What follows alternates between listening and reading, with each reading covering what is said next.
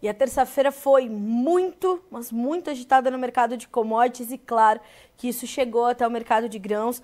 Para a soja, o impacto foi um pouco mais limitado, mas milho e trigo sentiram de forma mais agressiva. A escalada das tensões no Oriente Médio puxou os preços do petróleo que chegaram ao longo do dia a subir até mais de 4%, não fecharam assim o dia, fecharam ali na casa de 2, 3%, 2,5% a 3% entre o WTI e o Brent. Claro que isso respingou no açúcar, no café, nos demais mercados, nos índices acionários, no dólar e, como eu falei, nos grãos. Em Chicago, quem liderou esse movimento de altas foi o trigo fechou com mais de 2% de ganho, até porque a região ali do Oriente Médio é uma região importante para o escoamento do trigo. Mas, claro, a gente vai entender tudo isso falando com quem sabe mais do que a gente. Cristiano Palavra, o diretor da Pátria Agronegócios, já nos faz companhia nessa terça-feira. Cris, boa tarde, meu amigo, seja bem-vindo, é sempre um prazer receber você por aqui. Cris, a gente não tá te ouvindo.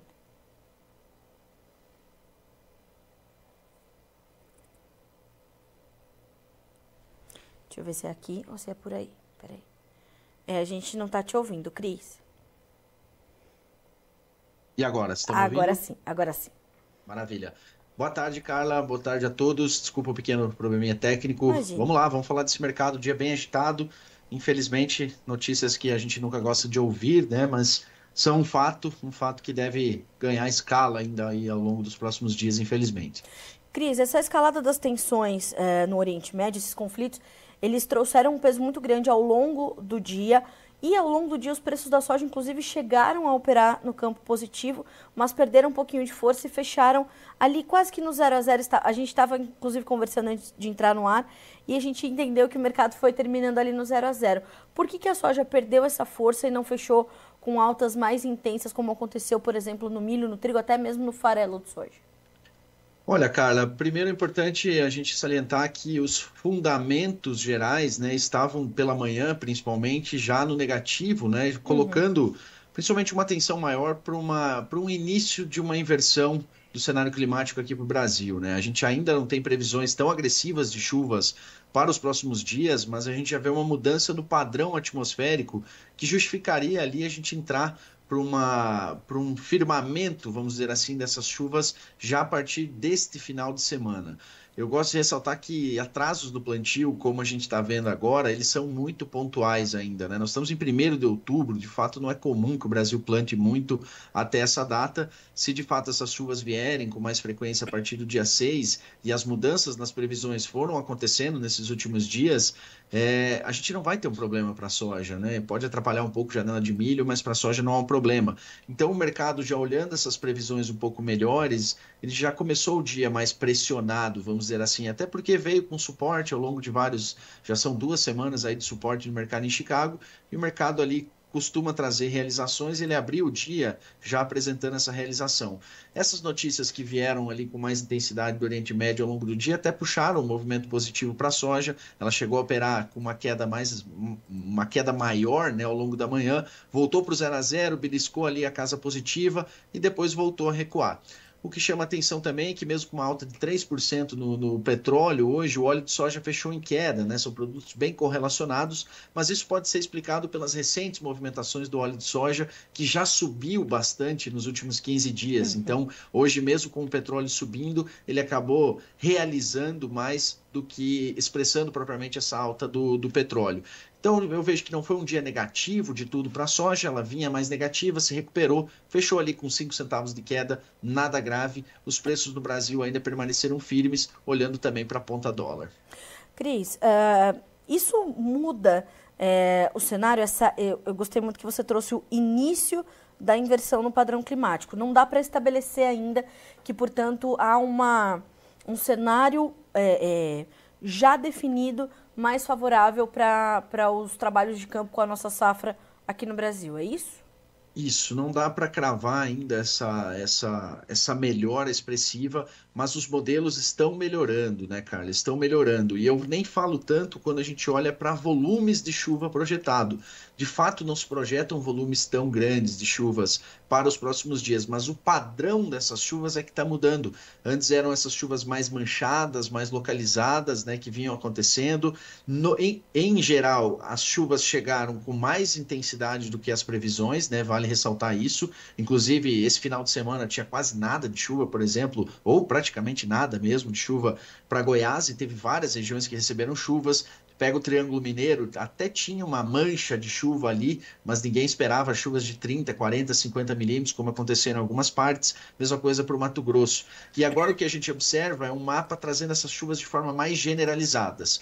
Já a partir desse final de semana, a partir ali do domingo, principalmente, dia 6, já começa a melhorar esse padrão. E em especial, a partir da sexta-feira da semana que vem, dia 11, aí sim a gente já vê um padrão bem consistente de melhora. Inclusive para o Mato Grosso, para a maior parte do Mato Grosso, pegando também sul do Pará, pegando Tocantins, e em especial para o Mato Grosso, que é o nosso carro-chefe da produção, isso é uma mudança significativa. Por a gente saber que os produtores têm uma boa, ótima capacidade de plantio, né, uma capacidade operacional, esse plantio vai seguir muito rápido se essas chuvas se confirmarem. E aí esse atraso que vem se especulando, vamos dizer assim, nesse momento, ele vai perder bastante força e sai um pouco do radar do mercado. Isso tem força para pressionar o mercado ou para estancar o movimento de alta que a gente tem visto nas últimas semanas, Cris? Tem sim, Carla, tem sim. É claro que o movimento de alta que a gente veio observando nas últimas semanas, ele já é consistente e ele não começou apenas devido aos atrasos, que eu colocaria entre aspas aí no nosso plantio. Temos outros fatores correndo por fora que também ajudam nesse momento, né? Algumas questões preocupantes em relação à qualidade da soja americana, nada muito agressivo, a colheita por lá está bem adiantada. O fato da safra americana já estar precificada, né? Isso também é um ponto positivo que dá essa chance para Chicago se recuperar. E eu vejo como um fator muito importante também esses últimos pacotes de auxílio à economia chinesa por parte dos bancos estatais, que puxaram não só a soja para cima, né, mas puxaram também minério de ferro, por exemplo, que é uma commodity que o Brasil exporta bastante para lá também. Então, esse auxílio financeiro lá para as empresas chinesas também foi um fator de suporte para o mercado. Mas a grande atenção acaba sendo o clima Brasil, e eu acredito que sim, com um firmamento maior das chuvas, a gente vai ter pelo menos um estancamento nesse movimento positivo. Cris, é cedo para a gente tentar entender o tamanho da safra do Brasil 2024-25. Hoje, entrevistando o presidente da ProSoja Brasil, Maurício Buffon, ele dizia, Carla, a gente tem alguns pontos de preocupação que, claro, o central é naturalmente a questão climática e essas adversidades que se observam nas principais regiões produtoras, mas também, e é um ponto que me chamou bastante atenção, Cris, que é a dificuldade do produtor em acessar os recursos do Plano Safra, né? Porque tanto se falou sobre o plano, o maior Plano Safra da história, mas o produtor teve acesso a somente 40% dos recursos que foram anunciados. E isso, naturalmente, trouxe uma condição ali de um investimento diferente do produtor nessa nova temporada. Como é que você vê a gente construindo o tamanho dessa safra? E eu queria entender se ainda é cedo para a gente falar do potencial produtivo do Brasil. Completamente cedo, Carla, completamente cedo para se falar no tamanho da oferta brasileira. É claro que projeções a gente tem que fazer, né, Carla? Então a gente, por exemplo, a Pátria tem um número já para essa safra 24-25, um número que está em torno ali de 166 milhões de toneladas. Mas da onde vem esse número? Primeiramente, de um levantamento de área que nos aponta ali um crescimento de 1,6% na área nacional. É um crescimento, mas um crescimento bem tímido em relação ao que a gente observava nos últimos anos, e um crescimento muito puxado pelas áreas de expansão do país, que estão ainda localizados no norte e nordeste brasileiro. Em especial Piauí, Maranhão e Pará são os carros-chefes desse crescimento da área nacional, né? Mas, de fato, há uma expectativa de crescimento da área. Quando a gente vai para o outro fator que define produção, que é a produtividade esperada, aí a gente está falando de pura estatística. Até o momento nós estamos falando de pura estatística, uma projeção que dentro da metodologia da Pátria considera ali uma média de 10 anos, para regiões mais consolidadas, médias mais curtas para regiões de expansão agrícola, mas é pura estatística, Carla. Então, hoje, a projeção de 166 milhões de toneladas se baseia puramente no histórico que a gente carrega aí dos últimos anos, projetando ele para a safra nova. Não há como ter qualquer conclusão, né, até o momento de que se a safra vai ser efetivamente boa ou não, e principalmente pelo fato da gente ter diferentes regiões do Brasil. O Brasil é um país muito grande, vai ter com certeza algumas dores de barriga, algum probleminha em algum lugar ou outro. Pode ser que a gente tenha problemas até maiores. Hoje, por exemplo, quando a gente olha as projeções, né, mais longas, o mês de dezembro ainda preocupa em relação às chuvas abaixo da normalidade. Então, tá tudo em aberto ainda, Carla. Mas, de fato, se tudo vier bem no Brasil e a gente atingir pelo menos uma produtividade dentro da média dos últimos anos, o Brasil tem total condição de produzir mais de 160 milhões de toneladas. Mas afirmar com certeza que isso vai acontecer, ainda ninguém é capaz disso. Cris, até que a gente tenha uma visão mais clara e talvez mais concreta dessa safra. E a gente está falando da safra do maior produtor mundial. A volatilidade é um fator que vai continuar permeando os negócios e os mercados até que essa resposta venha de forma mais objetiva? Sim, sim. Me preocupa só, Carla, que à medida que o tempo passar, né, e a safra caminhar bem, se assim for, eu vejo que o mercado vai perder bastante munição altista, vamos dizer assim, né? Vai perder um fator que hoje ainda é uma dúvida, né, e que pode colocar o mercado mais para cima, né? Essa dúvida de realmente quanto vai sair efetivamente dos campos brasileiros. À medida que as semanas forem passando, o plantio vai se efetivar. Quando a gente chegar lá na janela de dezembro para o final do ano, algumas regiões do Brasil que plantam mais cedo, né, como Mato Grosso, como o Paraná, já vão ter parte da sua safra já partindo para uma definição, e aí eu vejo que as oportunidades podem ficar mais escassas. A volatilidade vai seguir presente, mas acredito que a oportunidade que a gente viu ao longo desses últimos meses acontecer de fato, ela vai ficando um pouco mais restrita. Só voltando um pouquinho, Carla, para a sua pergunta anterior, né, o comentário do Maurício Buffon, excelente comentário, porque realmente a gente vê não só a questão do crédito, né, um crédito muito mais dificultoso nesse ano, algo que, sem querer entrar em política, mas algo que a gente já está acostumado com esse tipo de governo, né, fala muito, faz pouco, na prática as coisas não andam, né, apesar do discurso. E a gente vê também esses problemas com grandes cadeias de distribuição. Muita gente teve que voltar para o mercado, né, de insumos agora já na boca da colheita, do plantio. Então isso também gera uma certa preocupação da capacidade de investimento do produtor e de realmente plantar toda aquela área planejada, né? Exatamente. Isso é um ponto que o Buffon trouxe e detalhou. E ele diz, inclusive, mais, né, Cris, que nós estamos aí com o andamento de uma nova safra e todo início de safra tem as suas turbulências, as suas particularidades, e esse ano se colocou na conta também do produtor toda essa incógnita ainda, mas bastante evidente o que tá sendo colocado pela Europa de limitar ali a nossa competitividade com essa nova lei ambiental. Enfim, a gente já atende a uma série de exigências, mas parece que não é o suficiente. O produtor começa uma nova safra com essa preocupação também, não bastasse as que ele já tem, né, Cris? Mais uma preocupação, né? Esse protecionismo absurdo, eu diria aí, do mercado europeu, subjugando até as próprias leis brasileiras, né? Que definem aí as regras rígidas, extremamente rígidas, né? Para abertura de áreas nativas, regras rígidas para a questão de APPs, de reserva legal, e ainda assim a gente tem que ser, além de ter a regra mais rígida do planeta na questão ambiental, a gente ainda tem que ser subjugado comercialmente e acaba tendo que engolir algumas regras que não fazem sentido, né? De fato, a gente tem áreas de expansão, desde que autorizadas, né? E a gente tem mecanismos para isso. Não faz sentido realmente que eles se oponham a adquirir esse produto, né? É um protecionismo, né? Que a gente sabe que no fundo, deve ter outros motivos que não diretamente esses alegados aí mediaticamente. Sem dúvida.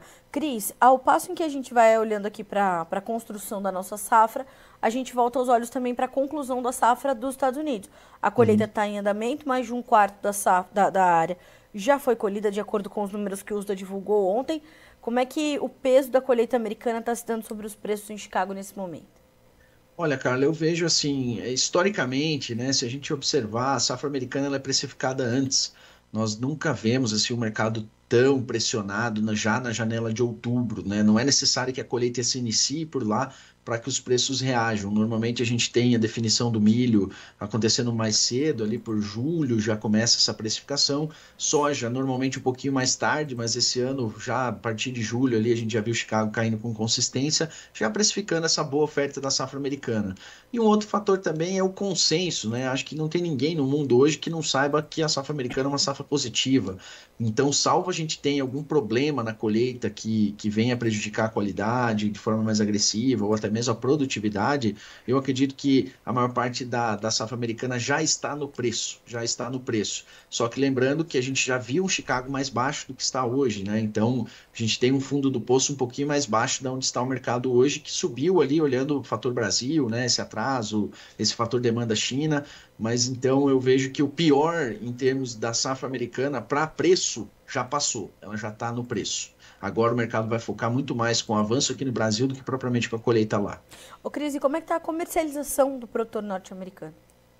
Olha, Carla, a gente, até o Matheus esteve lá, né, nesse último mês, e realmente a gente vê um produtor americano um tanto quanto desincentivado às vendas Uhum. também. Está sofrendo com margens bem mais apertadas, né, e isso tem levado aí uma comercialização um pouco mais lenta.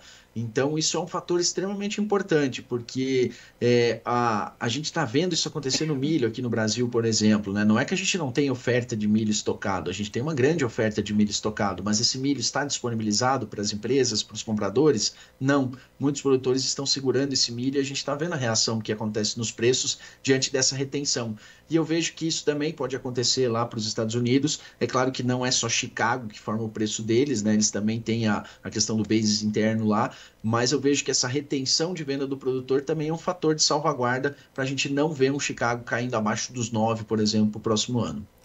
Cris, como é que você observa não só essa comercialização nos Estados Unidos, mas no Brasil, da perspectiva do demandador? Eu sempre te faço essa pergunta, porque recentemente você citou no início da sua fala esse pacote de estímulos à economia chinesa, talvez uma das melhores notícias do ano para o mercado de commodities agrícolas, de commodities de uma forma geral. Isso, tão logo foi anunciado, trouxe um movimento forte para os preços. Essas dinâmicas de comercialização nessas duas principais origens podem mudar à medida em que esse pacote for sendo implementado e, de fato, o consumo ganhar um outro momento, uma outra fase na China? Olha, Carla, eu não sou tão otimista assim de a gente ter um consumo ou uma demanda sobressalente em Uhum. relação às estimativas que a gente já tem hoje. Isso porque, Carla, se você colocar, se você observar o crescimento da demanda chinesa, do consumo, não da importação, do consumo chinês por soja nos últimos anos, entre 2019 e 2023, esse crescimento ficou ali na casa de 2,1, 2,2%. Inclusive pegando alguns anos de baixa ali devido a 2022, principalmente devido à intensidade dos lockdowns lá dentro do país. Se eu olhar um pouquinho mais para trás, 2019 também foi um ano de consumo um pouco menor por causa da peste suína, mas colocando na balança um crescimento de 2,1% nos últimos 5, bem distante dos 8% que crescia na década passada. Se a gente projeta para 2025, o que o próprio USDA já fala, a gente já vê um crescimento do consumo chinês chegando à casa de 4%. Então eu já vejo que é um número bem consistente, mesmo com esses aportes, com esses incentivos que o chinês tem dado para o seu mercado, eu não vejo que a demanda vai subir muito acima do que já está projetada. Então, assim, claro que todo pacote de incentivo é favorável, ajuda a não perder demanda, ajuda a crescer demanda, mas eu acho que os números que a gente tem já hoje projetados já nos mostram uma demanda suficientemente grande para o ano que vem. E não vejo uma grande novidade vir pelo lado da demanda que possa dar um suporte tão grande aos preços. Eu acho que a principal atenção para os preços daqui para frente é mais para o lado da oferta, realmente, do que a demanda. E E essa, é aquela coisa, a demanda não está ruim, e o que está bom, vamos dizer assim, tem mais dificuldade de melhorar, né? Então, não vejo ali que ela tem potencial para uma melhora tão significativa. e onde ela está concentrada hoje, Cris? Quando a gente entende a demanda atuando, ela está focada numa soja americana que pode ser mais competitiva agora, ou a gente já começa a mostrar um novo momento também para a soja do Brasil? Onde é que essa demanda está concentrada nesse momento? Curto prazo, né, Carla? Esses embarques que vão acontecer aqui de outubro até o início de janeiro, totalmente concentrados na soja americana, tá? Não é viável mais para o Brasil colocar a soja para o exterior. É só a gente observar como estão os preços no nosso mercado interno, né, Carla? Hoje você tem em Mato Grosso aí algumas regiões negociando soja 135, 136 disponível, tá, Carla? Então é para esse embarque agora, né? Essa pouca soja que está dentro do país ainda, ela está precificada num nível que não é possível mais mandar ela para um porto, né? O cara está pagando aqui 135, 136 dentro do estado do Mato Grosso, não é viável enviar para Porto dentro dos atuais níveis de preço. Uhum. Quando a gente olha para dentro de Goiás, negócios de até R$ 140 com pagamento um pouco mais alongado. Então, assim, hoje a nossa destinação dessa soja é mercado interno, né? São as indústrias que ainda precisam se abastecer, ainda precisam processar soja. Os Estados Unidos está com uma demanda interna bastante interessante, teve uma demanda interna bastante interessante ao longo desse ano. O esmagamento diminuiu um pouco nas últimas semanas, mas ainda tem uma projeção de demanda boa. Agora o mercado internacional vai continuar focado nos Estados Unidos. A partir de fevereiro, março, aí a nossa soja já entra com mais competitividade, mas também não vemos uma demanda muito aquecida até agora, que se reflete também nos baixos níveis de venda que o produtor tem antecipado até o momento.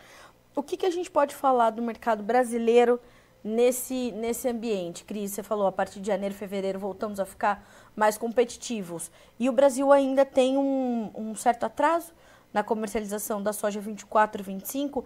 Isso traz uma preocupação. Entendi que para soja disponível a gente tem bons indicadores de preço. Você falou 140 no interior de Goiás. É um baita de um preço para quem tem demanda ali, para quem consegue entregar, né, nas indústrias processadoras próximas, enfim, aproveitar esse momento da demanda interna. Mas se a gente olha para a soja da safra nova, como é que estão os negócios, os indicadores de preços e, claro, né, como é que isso vai afastando ou atraindo o produtor para o mercado? Olha, Carla, eu não estou vendo o momento assim como um grande incentivo para a venda, tá? O produtor volta a estar um pouco mais retraído nesse momento, porém muito atento também ao que a essa questão de clima, né? Há um entendimento do produtor de que o retorno das chuvas ele pode ser sim danoso ao preço, né? Algo que a gente observou muito claramente no ano passado, né? Por mais que demorou para caramba para as chuvas voltarem, quando elas chegaram, o mercado reagiu para baixo com muita velocidade, né? Mas hoje realmente o produtor está com uma venda um pouco lenta ainda, não chegamos aos 30% vendidos para o ano que vem, a nível nacional.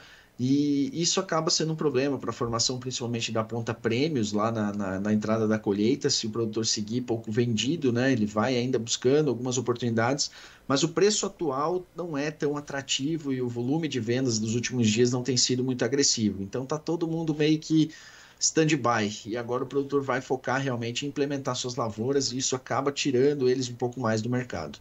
Isso te preocupa, Cris, de alguma forma? Porque a gente pode ter uma concentração maior nos meses adiante de colheita e de necessidade de negócios. Isso pode pressionar os preços e tirar um pouco de oportunidade do produtor?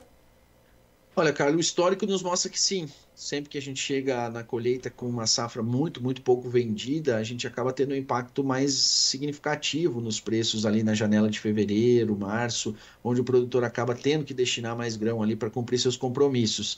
Isso não quer dizer que o mercado depois não possa reagir, né? Como a gente até viu nesse ano. Mas de fato, a gente chegar muito pouco vendido já na colheita acaba sendo um fator negativo a preço, sim. Tá.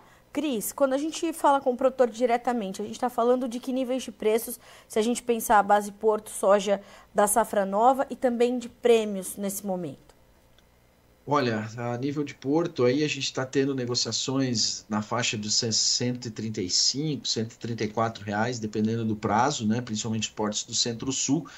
É, E quando a gente olha para a safra velha, isso safra nova, tá, cara? Safra nova, Uhum. então a gente tem esse esse cenário de preços. Quando a gente olha mais já para a safra nova, aí são preços mais próximos ainda, safra velha, desculpa, na faixa dos 100, 144, R$ 145. Então, mais ou menos nesses níveis de preço que a gente está falando, né? Então, seria aí um futuro na faixa entre seus 134, 136, 134 mais para maio, 136 mais para junho, um pouquinho mais para as entregas lá de julho, e aí soja disponível. A gente tem muitas empresas já fora de mercado, mas as que ainda estão trabalhando ali na faixa acima de 144, 145, mas é como eu falei, é difícil viabilizar realmente novas Sim. exportações agora. Cris, para a gente finalizar, esses níveis de porto de 134 a 136 para a safra nova, eles garantem uma margem pelo menos saudável para o produtor do Brasil olhando para a soja 24 a 25? Depende da região que você tá, Carla. Se a gente olhar alguém que está próximo do porto, sim, né, a margem acaba existindo, né? A gente sabe que é uma margem mais apertada, mas quando tu pega já o pessoal mais do norte do Mato Grosso, regiões com uma logística um pouco mais complicada, mais cara, né? A gente vê que os preços não chegam nem à faixa dos seus 108, R$ 109, e aí esses têm uma margem bem menor, né? E aí a gente vê as grandes disparidades que a gente tem em nível de margem no Brasil, né? Enquanto tu tem ofertas ali acima dos R$ 120 em várias regiões brasileiras do interior, tu não chega nem a 110 em outras, né? Então, realmente, são realidades muito diferentes que a gente encontra Brasil afora em termos de margem. Por isso que algumas regiões só se viabilizam com grandes áreas, né? Outras já têm condições de ter áreas menores, né? O que exige do produtor uma estratégia ainda mais detalhada de comercialização, como a gente sempre fala. Exatamente, e produzir, né, cara? Tem que Sim. produzir porque realmente a busca pelos 70 sacos, pelo menos, ele é crucial aí para um bom resultado, né? Ele é um ponto de equilíbrio quase que mediano para as principais regiões produtoras do país, esses 70 sacos por hectare, Cris? Eu diria que é um bom alvo, né, Carla? A gente está, nos últimos 2 anos, 3 anos, essas médias de 70, acima de 70, se tornaram uma realidade muito comum, né? Não era comum até 5 anos atrás. Mas se fosse traçar um paralelo aí, uma média geral, ela fica mais baixa que isso, né? Vamos falar aí de seus Sim. 62 a 64 sacas. A gente vai monitorar, como você falou, né, Cris? Ainda é cedo para a gente entender o tamanho da oferta brasileira 2024-25. Meu amigo, eu Exato. quero muito te agradecer pela companhia nessa terça-feira.